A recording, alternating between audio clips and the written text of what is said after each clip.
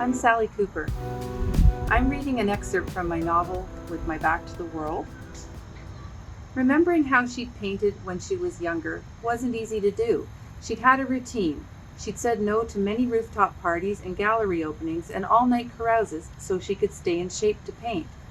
She didn't regret having done so, not then and not now. The parties were appealing only if one threw oneself into the stream full throttle.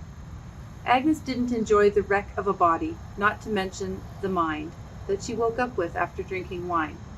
The men around her, and many of the women, didn't care, but Agnes needed a steady course to live, let alone paint.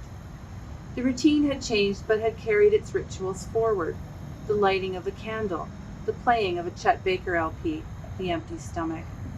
How had she decided what to paint?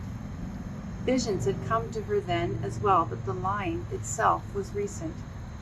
It hadn't plagued nor tempted her until today. Agnes's chest and shoulders tightened with joy at the thought of following that line to its natural end, which she would, and soon. She didn't know what she would paint, but she would paint, and that knowledge felt like enough. Perhaps she would paint joy. Her last show had opened 10 years ago. In the nights leading up to the opening, paintings had streamed from her brush. She was living in Manhattan in her studio on Coenty Slip at the time, 5 stories above the river, the long windows so close she could see the expressions on the sailors' faces.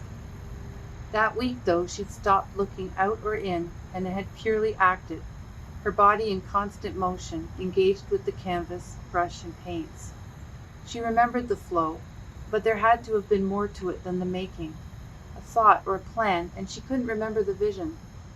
Had she always acted purely on intuition? Was that all the line was?